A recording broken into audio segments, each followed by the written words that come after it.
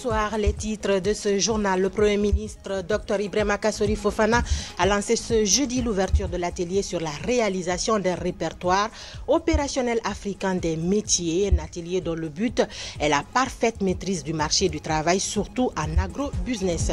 Et puis la journée internationale de la jeunesse a été célébrée ce jeudi en différé à la Blue Zone de Kaloum. Les jeunes réclament plus d'espace sécurisé pour leur plein épanouissement, comme l'indique d'ailleurs le thème de cette année. Beaucoup d'enfants ont trouvé la mort en tombant accidentellement dans des puits d'eau. Un Guinéen crée un dispositif qu'il appelle Save Life. C'est pour éliminer le danger qui guette les tout petits devant nos puits d'eau dans nos concessions. C'est tout pour les titres. Encore une fois, bonsoir. Merci de préférer la RTG pour vous informer. On entame ce journal par cette brève. Le président de la République est arrivé ce jeudi 30 août à Beijing, en République populaire de Chine. Professeur Alpha Condé est accompagné d'une forte délégation qui doit prendre part au forum Chine-Afrique qui se tiendra le 3 septembre dans la capitale chinoise. D'autres chefs d'État africains et personnalités étrangères sont attendus à cette rencontre qui doit plancher sur le renforcement de l'axe de coopération entre Pékin et l'Afrique. Nous y reviendrons.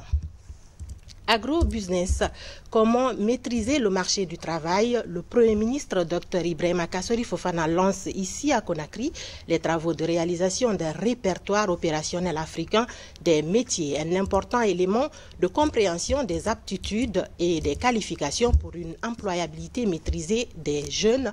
Adi Kamara. La Guinée et ses partenaires veulent mettre en place une nouvelle stratégie en vue de développer les activités agricoles dans le pays tout en facilitant la création d'emplois jeunes car l'agriculture est devenue un business rentable, d'où la nécessité de créer un répertoire opérationnel africain des métiers dans le secteur agricole. Le répertoire vise 4 principaux objectifs. 1. Concourir à une meilleure adéquation formation-emploi. 2. Servir de support à l'analyse qualitative et quantitative de les formations sur le marché du travail, facilitant la prise de décision sur les questions d'emploi. 3. Servir d'outil d'intervention sur le marché du travail en matière de rapprochement des offres et de demandes d'emploi. 4. Présenter une source documentaire opérationnelle sur les contenus des emplois, des métiers et des compétences. Le répertoire opérationnel africain des métiers et des compétences et des emplois plutôt se focalisera sur les secteurs porteurs de croissance qui ont été identifiés ici en Guinée. Au moment où le groupe de la Banque africaine de développement est en voie de finaliser sa nouvelle stratégie pays en septembre de cette année pour la période 2018-2022, dont l'objectif principal à travers les projets et programmes est de contribuer à répondre aux défis de l'emploi en Guinée. Cette stratégie, qui est en parfait accord avec le Programme national de développement économique et social 2016-2020, est alignée sur les 5 hautes priorités de la banque communément appelée HIFAB, repose essentiellement sur 2 piliers, l'amélioration de l'accès à l'énergie et le développement des chaînes de valeur agricoles et industrielles. À cet effet, un des projets phares de cette stratégie et qui finance cette activité importante qui fait l'objet de cette rencontre est dédié spécifiquement à l'agriculture et à l'emploi. Il s'intitule « Appui à la transformation de l'agriculture guinéenne, volet entrepreneuriat des jeunes ». Ce répertoire sera un nouvel outil indispensable pour la maîtrise des contours liés à la formation adaptée aux nouvelles exigences du marché de l'emploi. Cette problématique, nous le savons, est illustrée par des performances faibles dans le domaine de l'insertion socio- et professionnelle des jeunes, en particulier, et par des besoins de formation insuffisamment pris en compte par notre système éducatif. C'est en cela que l'initiative visant à élaborer le répertoire des métiers dans le secteur agricole est pertinente. Elle permettra d'établir d'une part un cadastre d'évaluation des besoins de formation et de cerner le potentiel à pourvoir en termes d'emploi dans le secteur, mais aussi d'augmenter la part contributive du secteur agricole en tenant compte des chaînes de valeur dans la formation du PIB. C'est donc avec beaucoup d'intérêt que le président de la République et le gouvernement de la République portent cette initiative. Nous fondons l'espoir qu'elle débouchera sur des résultats tangibles pouvant permettre de lutter efficacement contre le chômage. Comme on le voit ici, tous les acteurs s'activent à répertorier les nouveaux métiers et construire les curricula de formation des nouvelles compétences à travers le partenariat public-privé. Éducation, après les grandes vacances, élèves, parents et encadreurs préparent la rentrée des classes 2018-2019. Au ministère de l'Éducation nationale, on s'apprête à adopter un nouveau guide pour cette nouvelle année scolaire. Les travaux des comités de pilotage sont très avancés. Reportage Mamaïsa Takamara. Après 3 jours de concertation entre acteurs du système éducatif, quelques recommandations sont proposées par différentes directions préfectorales et communales pour un enseignement de qualité. Nous avons parlé de la sensibilisation au niveau des communautés pour que les parents inscrivent massivement leurs enfants. Ensuite, nous avons parlé aussi du respect des textes ici qui fixent la gratuité de l'inscription au CP1. Ensuite, nous avons parlé d'autres stratégies pour réduire le taux de redoublement et le taux d'abandon, notamment les actions de revoir un peu le passage au niveau des classes intermédiaires, parce que nous avons constaté à ce niveau qu'il y a des petits problèmes.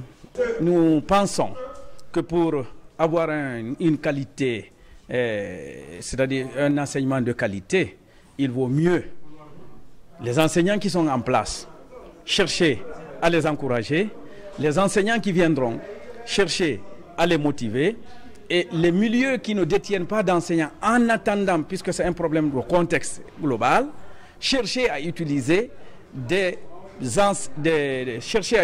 personnes qui ont certaines compétences requises, au moins le niveau bac, en attendant pour que les problèmes soient résolus. Ces différents problèmes identifiés dans chaque préfecture et commune seront examinés durant ces travaux de comités de pilotage régionaux.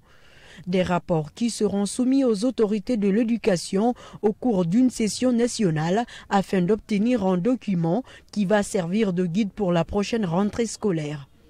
Il s'agit de revoir les différentes recommandations, revoir les différentes démarches qui ont abouti, essayer d'identifier les plus pertinentes, les intégrer pour avoir des recommandations régionales que nous aurons à présenter au niveau du comité national de pilotage de l'éducation. Pour la réussite de l'année scolaire 2018-2019, les syndicats et l'association des parents d'élèves sont aussi impliqués dans les préparatifs. Ces différentes assises visent la qualification du système éducatif guinéen, un défi que tentent de relever tous les acteurs de ce secteur. Ici à Conakry, dans la commune de Matam, la session du comité de pilotage de l'éducation s'est achevée après un travail de fond sur tous les problèmes qui minent l'éducation. Reportage Mounir Bari, Mamadou Saliouba. Au cœur de cette rencontre des acteurs du système éducatif dans la commune de Matam, l'analyse approfondie des difficultés enregistrées durant la précédente année scolaire. 3 jours d'échange ont permis à ces encadreurs de formuler des recommandations permettant le bon déroulement de la prochaine année scolaire. Amener les parents à se recentrer sur l'éducation et la formation de leurs enfants, mieux recruter et mieux former les enseignants, surtout ceux du primaire, mais l'ensemble des enseignants du système éducatif, organiser des évaluations crédibles qui inspire confiance et aux apprenants et à ceux qui les organisent et aux différents partenaires de l'éducation en Guinée, et permettre aux enfants de disposer de matériel didactique en qualité et en quantité suffisante pour travailler. À cette rencontre d'échange étaient impliquées les autorités administratives de Matam. Elles comptent formuler des conclusions liées à la rénovation et l'extension des établissements scolaires. Nous sommes davantage outillés en tant qu'autorité de mettre les bouchées doubles et prendre les choses en main pour accompagner le système éducatif de Matam à une qualification effective. L'objectif est de lutter contre la pléthore dans les salles de classe et d'améliorer les conditions de travail et d'apprentissage des élèves. Nous avons pu, au cours du débat, diagnostiquer les maux dont souffre le système éducatif à Matam et nous avons ensemble trouvé des pistes de solutions. Et ça nous a vraiment édifié, presque nous qui sommes novices, sur le comité de pilotage. Je vous encourage à prendre à cet égard les dispositions idoines afin de contribuer à rendre opérationnel ce cadre de partage des savoirs créés.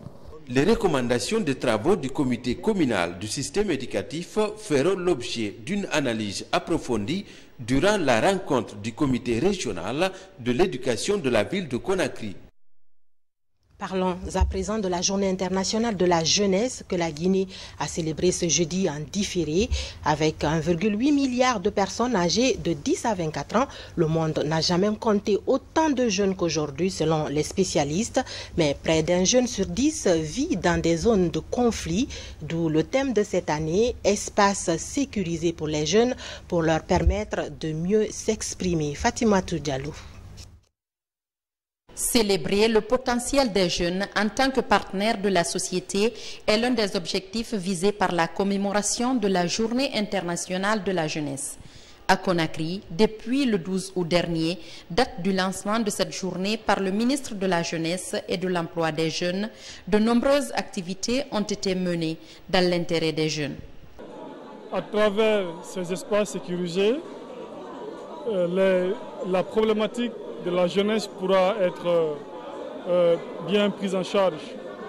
Aujourd'hui, nous travaillons à la mise en place d'espaces sécurisés pour les jeunes, pour faire de ces espaces des lieux de rencontre, d'échange, de formation, d'orientation,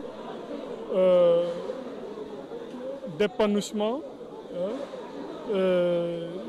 des espaces qui prendront en compte toutes les fonctionnalités liées à la jeunesse.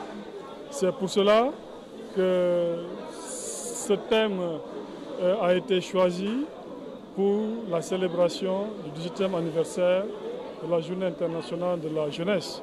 Chaque jeune de Guinée devrait aujourd'hui fêter cette journée. C'est ça qui pouvait interpeller le gouvernement du pays pour dire que nous devons investir dans la jeunesse. Parce que j'aime souvent dire que c'est vrai, l'eau est une priorité, l'électricité est une priorité, l'éducation est une priorité, la santé est une priorité, mais la jeunesse est une priorité parmi les priorités. Depuis l'institutionnalisation de cette journée en 1999 par les Nations Unies, les structures de jeunesse bénéficient de l'appui des institutions onusiennes comme l'UNFPA. Les jeunes doivent évoluer dans des espaces sécurisés. C'est dans la famille, c'est à l'école, c'est dans la rue, c'est dans tous les espaces possibles. On a mis en place des centres pour les jeunes qui s'appellent SECOS, Centres de conseil et d'écoute pour les jeunes. Et dans ces centres, donc, ça c'est des moyens pour que des images, des films et autres puissent se faire dans ces lieux, donc c'est dans ce cadre. Mais ce que vous avez vu n'est qu'un petit échantillon parce que c'est un projet de 100 000 $ qui est en cours de mise en œuvre. Pour cette 18e célébration, ces jeunes qui évoluent dans différents domaines d'activité socio-professionnelle apprécient le choix du thème de cette année. En fait, ce thème, je me dis que c'est un nouveau concept, mais vraiment qui nous va droit au but, surtout si ce qui est dit est fait. Ce que nous demandons réellement par rapport à cette thématique, c'est d'appliquer ce qui est dit, ministre. Comme il a si bien, c'est des espaces sécurisés pour les jeunes. Nous, ça nous réconforte parce que c'est des espaces qui vont nous permettre de venir réfléchir, travailler sur des projets qui vont entrer dans le cadre du développement de notre nation. Cette journée a été l'occasion pour les jeunes de passer à revue les différents projets, mais aussi de planifier des activités pour attirer l'attention des responsables et partenaires sur les préoccupations des jeunes. La communication est un maillon important dans la surveillance épidémiologique. Le ministère de la Santé entend s'en approprier pour harmoniser les plans de communication des spécialistes. En ce qui concerne ce système, Saamara Tolno, Ali Badara Kondé. Les efforts de renforcement du système de santé se poursuivent dans les pays de la sous-région ouest-africaine depuis la fin de l'épidémie de la maladie à virus Ebola. Ces représentants des ministères en charge de la santé, de l'élevage, de l'environnement procèdent à l'aménagement du plan de communication intersectoriel. La démarche vise à mieux prévenir les épidémies et événements de santé conformément à l'approche One Health ou une seule santé. Nous allons élaborer un plan stratégique qui va nous permettre de discuter ensemble, d'orienter nos efforts et en direction de la population et des partenaires, de manière à fédérer nos efforts pour bouter hors de nos rayons les maladies d'origine animale et donc les épidémies. L'approche One Health est multisectorielle et multidisciplinaire. Le ministère de la Santé est en partie intégrante donc de la nation. C'est à ce titre que le ministère s'est fait représenter au travers la Direction générale des services de santé des armées. Ces professionnels de la communication devront donc mettre en commun les particularités de leurs départements respectifs. L'objectif est d'aboutir à un plan intégré de communication en santé humaine et animale. Nous avons constaté que plusieurs épidémies sont passées dans ce pays, notamment la maladie à virus Ebola. Et le pays a énormément tiré profit de cette maladie. Malheureusement, nous avons perdu des cadres au niveau de la santé, aussi beaucoup de population. Mais nous pensons que les leçons ont été tirées et que parmi ces leçons tirées, il y a l'établissement des meilleurs plans de communication. Un plan simple, un plan adapté au contexte de la Guinée. Les réflexions issues des échanges de cette rencontre technique doivent produire un nouveau document amélioré. Il sera soumis au ministère de la Santé, de l'Élevage, de l'Environnement, des Eaux et Forêts pour validation. Santé toujours, la ville de Conakry fait son bilan sanitaire après les 6 premiers mois de l'année 2018. Il est question d'évaluer les progrès réalisés tout en identifiant les défis à relever pour fournir de meilleurs soins de qualité aux populations de la capitale. Saamara Tolno. C'est la première réunion du comité technique régional de la santé de la ville de Conakry au compte de l'année 2018. Elle regroupe les cadres et techniciens des structures sanitaires de la capitale. Il s'agit pour eux de faire le bilan des activités réalisées pendant le premier semestre et identifier les défis à relever. C'est le résultat d'une auto-évaluation que nous allons partager.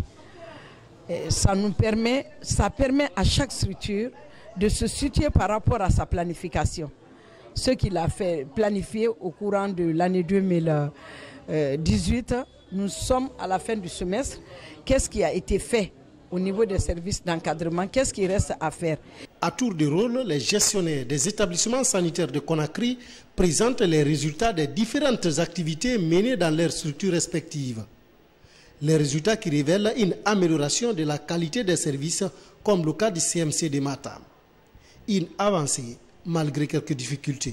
Au niveau du CMC de Matam, je peux vous dire clairement que les activités ont globalement augmenté, surtout au niveau des hospitalisations, au niveau de la disponibilité en produits pharmaceutiques, parce que l'État nous a doté de subventions.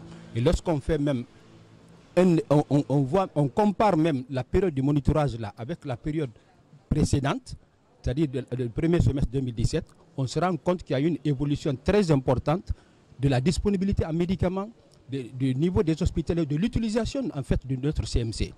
Mais il y a un seul paramètre là-bas qui n'a pas complètement fonctionné, où se trouve réellement le vrai dysfonctionnement au niveau du CMC, c'est l'enregistrement de consultations. Cette rencontre d'échange de 4 jours devra permettre aux populations d'avoir accès aux soins de qualité. Une ambition qui répond à la politique de relance et de résilience du secteur de santé élaborée par le gouvernement guinéen après Ebola. Du côté des services de santé des armées, l'on assiste à un renforcement des capacités opérationnelles des structures à travers un don de la Fondation française Biomérieux, des matériels de laboratoire notamment. C'est pour une prise en charge effective des patients civils et militaires. Reportage sergent-chef Lamine Sanakamara. La modernisation de l'armée concerne tous ces secteurs sociaux de base. La hiérarchie militaire met les bouchées doubles afin de rester dans la vision de la réforme du secteur de sécurité en cours dans le pays. C'est le cas du service de santé des armées dont l'apport des partenaires et des autorités de tutelle accroît sa capacité opérationnelle. Dans cette dynamique, il bénéficie ces matériels de laboratoire, un geste de la Fondation Biomérieux. C'est une dotation en matériel informatique, mais qui sera suivie donc d'installation d'un outil de gestion des laboratoires, un logiciel qui est accessible, très facile à utiliser, qui va vous permettre donc d'avoir les données des patients, donc la traçabilité donc des données, aussi bien des échantillons, ainsi de suite, et surtout le rendu des résultats. Si vous excluez la partie laboratoire, vous avez perdu la partie biologique, et si vous perdez la partie biologique, vous ne ferez pas un bon diagnostic clinique, et si vous n'avez pas un bon diagnostic clinique, vous ne pouvez pas faire une bonne prise en charge thérapeutique. Et dès l'instant où vous ne faites pas une bonne prise en charge thérapeutique, vous avez raté la maladie et vous la laissez se propager. Et mieux, vous ne pouvez pas parler de prévention également si vous ne maîtrisez pas les données d'un pays. Voilà pourquoi la Fondation Biomérieux a choisi d'intervenir au sein de l'armée. Ce don de matériel de laboratoire vient s'ajouter à de nombreux autres lots. Il permet la meilleure prise en charge d'innombrables patients militaires et civils du pays. Au nom de M. le ministre d'État chargé de la Défense nationale, au nom du chef d'état-major général des armées, au nom de tout le personnel des services de santé des armées, nous voulons donc remercier la Fondation Biomérieux pour ce geste. Et nous voulons aussi rassurer le professeur que ce geste sera utilisé à bon escient. Le constat révèle que les structures sanitaires des forces armées reçoivent plus de patients civils que militaires, ce qui renforce les relations civilo-militaires. C'est pourquoi les autorités de la direction du service de santé des armées se réjouissent de la réception de cet autre lot de matériel. Je vous le disais dans les titres, de nombreux enfants ont trouvé la mort en tombant accidentellement dans des puits d'eau non couverts dans de nombreuses concessions familiales. À Amdalaï, 2 enfants ont trouvé la mort le même jour en tombant par accident dans un puits.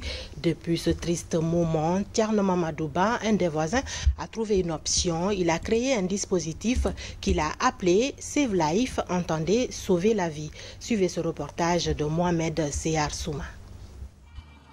À Conakry, nombreuses concessions sont dotées des puits d'eau. Mais il se trouve que l'écrasante majorité n'est pas couverte. Une fenêtre ouverte aux accidents de plus en plus récurrents. C'est le cas dans cette famille vivant au quartier Amdalaï Pharmacie. Il y a 3 ans, 2 de leurs enfants ont eu le même jour un accident qui leur a été fatal. Depuis ce triste jour, le puits est resté fermé au ménage. Quand on a su la nouvelle, les enfants ont été sortis du puits avec l'aide du voisinage. Jusque-là, il reste fermé à cause des enfants. La fermeture de ce puits a suscité de nombreuses interrogations dans le voisinage. Loin de la superstition, Tierno Mamadou Djoulde a créé un dispositif appelé Save Life, une réponse pratique qui vise la protection des enfants. L'enfant qui est là, innocent, qui ne connaît rien, a tout un grand risque. L'espace est grand pour celui qui est petit, mais un peu petit pour une personne de grande dimension. Donc, surtout ces enfants. Et on a constaté que c'est une mesure de sécurité très appréciable. Pendant ce temps, le dispositif Save Life est entré dans sa phase expérimentale. Je trouve ça magnifique. Surtout avec le levier, quand je tire comme ça, je mets le pied là-dessus, c'est un peu plus prudent. Comme il y a les enfants ici, c'est encore plus pratique. Ça nous permet d'être en sécurité. Vu qu'il y a des enfants, Vraiment, je trouve ça magnifique, je trouve ça prudent, quoi. Le créateur Kerno Mamadou Djoulde n'est pas à sa première expérience. Depuis 2012, il a réalisé, entre autres, des machines à taper le bazin et les foyers améliorés. La dernière invention dénommée Save Life commence à faire du chemin. L'initiateur compte bien élargir son champ afin de conquérir le marché international. Pour le réussir, il plaide pour plus de formations qualifiantes. Travaux publics, après avoir été démontée, la passerelle de Bessia sera bientôt remplacée. Elle ne sera plus en béton mais en métal. Les travaux sont presque achevés et la pose de la nouvelle infrastructure est imminente. En attendant, la traversée de l'autoroute est en ce moment très compliquée pour les piétons, en majorité des femmes. Ansouman Toumani Kamara. Environ un mois après le démontage de la passerelle défectueuse de Bessia Rond-Point, les travaux de construction de la nouvelle évoluent. En lieu et place de la passerelle en béton, c'est un ouvrage métallique qui sera installé. Les ingénieurs disent corriger les anomalies qui ont rendu l'ancienne passerelle très fragile. La passerelle de Bessia avant était en béton, mais la hauteur n'avait pas respecté les normes internationales. Alors après les études de faisabilité, on est convenu sur une passerelle métallique au lieu de reprendre encore une passerelle en béton qui non seulement coûte très cher et ça allait retarder les usagers pendant plusieurs mois.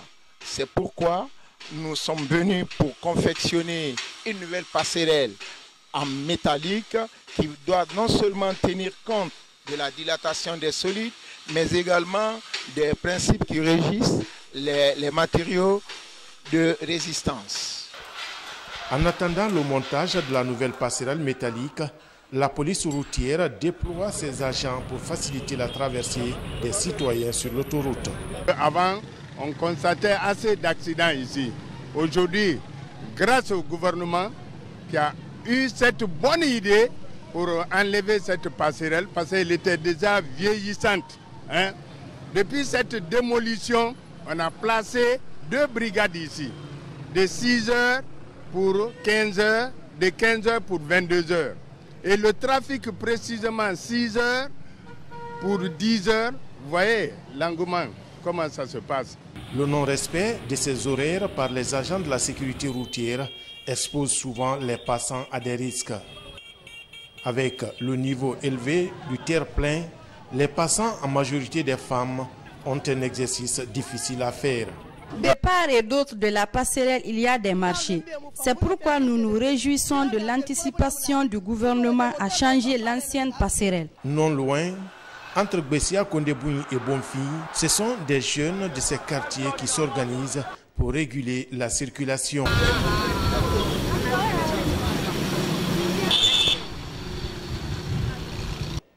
Le sens unique en vigueur, les matins et les soirs sur l'autoroute, n'est pas respecté par tous les usagers. Et plusieurs cas d'accidents mortels ont été enregistrés sur ce tronçon. Le nom du mouvement, c'est le mouvement citoyen pour la promotion du civisme et de défense des droits. Depuis que nous avons commencé d'abord, on n'a pas enregistré d'accident.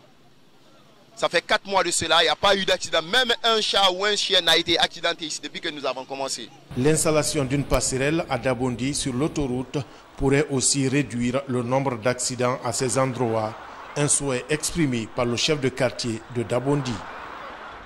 En plus bref et en image, c'est une bonne nouvelle pour les producteurs de la sous-préfecture de Gongoré et d'Ampita. Ils disposent désormais d'un ouvrage de franchissement moderne pour écouler leurs récoltes. C'est le pont qui relie la sous-préfecture de Miti d'Andalaba à celle de Gongoré d'Ampita. Il a été réalisé grâce à l'amicale des jeunes ressortissants pour le développement de Djindji. Et puis un mot de religion pour parler du pèlerinage chrétien. 80 pèlerins catholiques et anglicans marchent sur les traces de la Vierge Marie. Depuis 3 semaines maintenant, ces pèlerins vivent une marche de foi unique avec autant d'épreuves, mais pour tous, c'est une expérience exceptionnelle qui renouvelle leur attachement au Christ et à Marie, la mère de l'Église pour les catholiques. Témoignage en images dans ce reportage de nos envoyés spéciaux, Mohamed Lamine Solano et Antoine Macron. décollé depuis l'Italie. Ils sont précisément à San Damiano, à 70 km de Milan. De Lisbonne à ce petit village italien de 200 âmes, les pèlerins catholiques et anglicans de Guinée ont parcouru 3710 km en bus, soit plus de 30 heures de route en 3 semaines. Au quotidien, le réveil est entre 6 et 7h30 du matin pour des journées essentiellement consacrées à la visite de sanctuaires des apparitions mariales, messes et rosaires. Un cocktail important d'épreuves, mais la foi des pèlerins reste debout. C'est une démarche de foi. Ça me donne de la force à suivre mon Dieu. Je ne suis pas fatiguée. C'est physique, mais avec la foi, on les supporte. L'épreuve physique n'est rien par rapport à ce qu'on veut spirituellement. Donc, cette démarche, une fois qu'elle est spirituelle, la tradition de se réveiller tôt, de prier à tout moment, s'accomplit aussi merveilleusement que la volonté de Dieu. Une fois fortifiée, malgré les caprices de la météo et du programme parfois modifié, c'est pour beaucoup de pèlerins le sens de leur présence ici, se couper de la vie quotidienne pour se ressourcer dans la foi, un exercice spirituel de haute portée religieuse pour le chrétien. Je vis cette démarche dans un climat de prière, de partage, mais aussi de pratique de la parole de Dieu.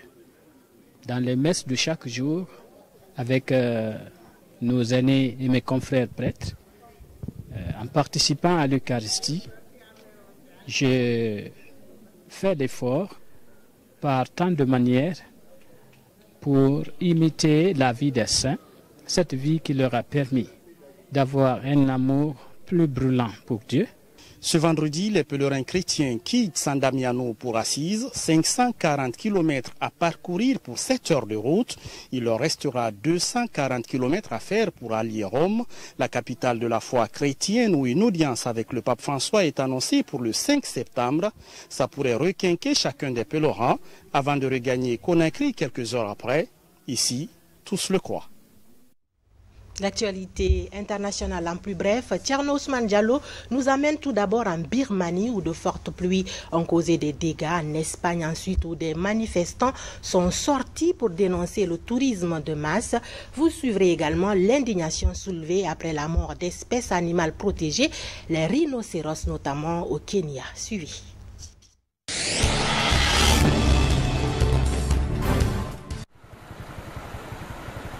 En Birmanie, les secouristes s'activent pour sauver des milliers de personnes piégées dans leur maison après la rupture d'un barrage.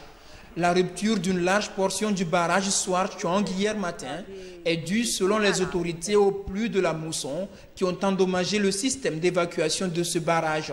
Plus de 12 000 déplacés sont enregistrés. Les fortes pluies ont également provoqué l'effondrement partiel d'un pont sur l'autoroute principale.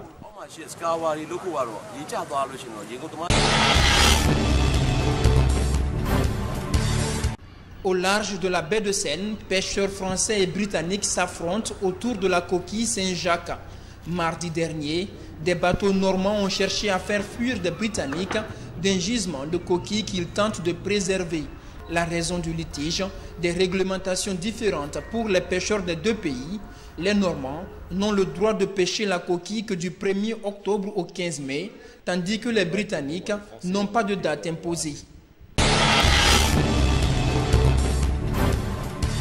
Au Kenya, la mort de 11 rhinocéros alimente les débats. C'est l'histoire d'un projet d'1 million de dollars transformé en cauchemar. Les rhinocéros avaient été transportés dans un nouveau parc grâce à ce financement. Cependant, la mauvaise qualité de l'eau destinée à leur consommation et tirée d'un fourrage les a rendus malades, entraînant la mort des 11 rhinocéros. Grosse déception, surtout que cette espèce est en voie de disparition.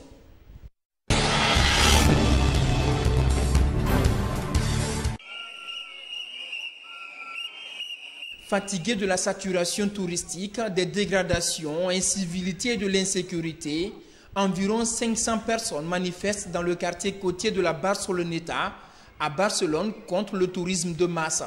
Il dénonce entre autres la flambée des loyers, la saturation des espaces publics ou encore la dégradation de l'environnement du fait de la forte affluence des touristes dans le pays.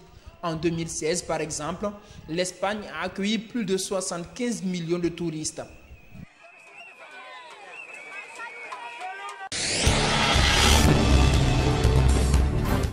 Pour terminer, après sa qualification en quart de finale de la Ligue des Champions, le Orea Athletic Club est arrivé cet après-midi à Conakry. Les Rouges et Blancs de Matam ont eu droit à un accueil digne des champions. Kaba Fodi. Il y a de cela 48 heures, le mardi dernier plus exactement, au stade de Pretoria, le Orea de Conakry tenait en échec 0-0 les Sud-Africains de Mamelodi Sundowns. Un score largement suffisant pour les Rouges et Blancs de Matam de se qualifier en quart de finale de la 22e édition de la Champions League africaine de football. Au lendemain de cette qualification jugée historique, les poulains à Victor Zonka sont de retour à Conakry. Une performance saluée par les joueurs et l'encadrement technique. On a bien joué ce match, on a bien abordé et on s'est donné à fond pour gagner cette qualification. C'est une qualification historique pour la Guinée et pour le club de Matam aussi. Donc toute la Guinée est contente et ils sont fiers de nous, nous aussi on est fiers de nous. Je suis parti pour essayer de gagner parce que bon, on ne peut pas dire qu'on va pendant 1h30 défendre et puis qu'on va se contenter d'un 0-0 ou d'un 1-1. Donc c'est les événements qui ont voulu ça. C'est sûr que bon, ils ont eu quelques occasions, nous on a eu quelques contres. On a été efficace défensivement, l'équipe a été très solidaire. À l'aéroport international de Conakry-Bessia, supporters, fans du club, sympathisants et responsables de football guinéen sont mobilisés malgré la pluie. Ce qu'Orea a fait, ils n'ont pas fait ça pour Orea seulement, ils ont fait ça pour la Guinée, c'est pour relancer le football guinéen, parce que la Guinée avait disparu sur la chaîne continentale et aujourd'hui, grâce à l'effort comparti des uns et des autres, la Guinée a eu son ticket de qualification au quart de finale. Pour 6 matchs joués, le Orea a enregistré 2 victoires, 3 nuls et 1 défaite, surclassant ainsi les Mamelodi et les Portuaires du Togo pour se retrouver deuxième derrière le Wydad de Casablanca. C'est un exploit jamais réalisé par un club guinéen depuis plus de 40 ans. C'est un sentiment de joie, de satisfaction. Vous voyez, disons, avec tout ce que nous avons fait durant toute l'année, nous avons préparé cette compétition. En attendant de connaître son adversaire en quart de finale à travers le tirage au sort prévu lundi 3 septembre au Caire, les champions de Guinée doivent se préparer à jouer la deuxième demi-finale de la Coupe nationale contre les Mandins de Sigiring. Le rythme doit être maintenu car le Orea recevra le match aller à Conakry le 15 septembre et le retour en déplacement le 22 septembre. C'est tout pour ce journal. Merci de l'avoir suivi. Je vous souhaite du plaisir en compagnie des programmes de votre télévision nationale que vous pouvez également suivre sur notre site www.rtgcoloma.info. À demain.